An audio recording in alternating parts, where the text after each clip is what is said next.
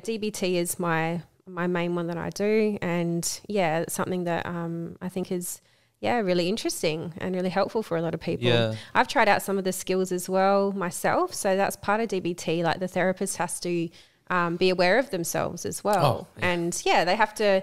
You know, we have like a weekly, what do we call it? Like a consult group, like me and other psychologists. Yeah, or other people, and a psychiatrist and other people as well from around the world actually that we do. Yeah. And we talk about any issues we're having with our clients and in DBT as well. So that's kind of therapy for therapists too, nice. As a little group. Yeah, right. It's because we need that. Working with clients is challenging on many levels. It can bring up a lot of issues that we have personally, and it can, it can be difficult. And it's important to recognise those issues because we're all human beings, and we need to be aware of that stuff. When we start to say, "Oh, I'm fine," nothing's wrong all the time, and it builds up, and that's actually bad for clients. So we're doing a disservice to clients if we're not getting the help that we need ourselves. Do you take time off sometimes? Do you feel need, when you feel like you've had enough for a while? Like, do you do that for yourself? Oh, yeah.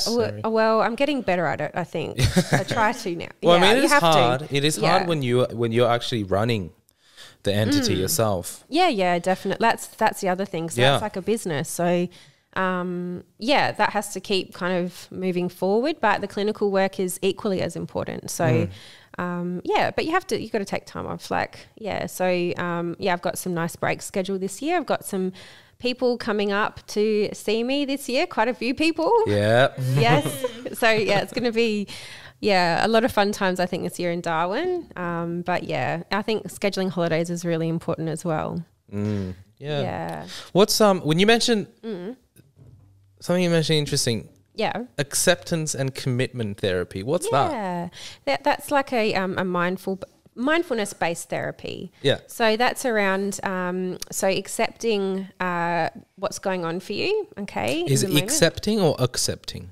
Accepting. Accepting, accepting. Yeah. So it's, say if I use kind of the little story, like say if I had to go to the gym later today and at 3:00 I had to go, I could sit here and go, oh, I've got to go to the gym. I hate the gym. I hate it. I feel crap. I don't want to go. I could sit here like, wishing it wasn't going to happen and thinking about how I'm going to get out of it. But I ultimately have to go. I can either do that or I can go on this other way forward, just going, I'm going to the gym at 3:00. What else am I doing today? Accepting that, yes, I'm going, but I'm not going to create extra suffering for myself by worrying and stressing about it and getting myself worked up over it. So it's the same outcome, both of those things, but one of them creates a lot more stress and suffering. Resistance. Yeah. And so acceptance and commitment therapy is very values-based as well. So it's based upon what's important for you. Are you living a life in line with your values? So values are things that are important to us. Because when we're doing that, we're often a lot happier. Yeah, of course. Yeah.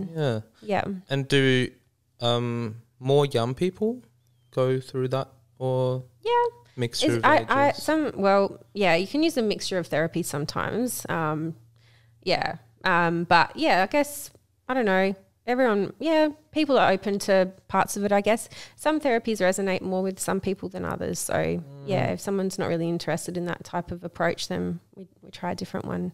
Yeah, I suppose a client just have to trust the treatment first. That's like the foundation. True. Yeah. You do have to trust it. Oh, that's 100%. Yeah. You've got to trust your practitioner in front of you.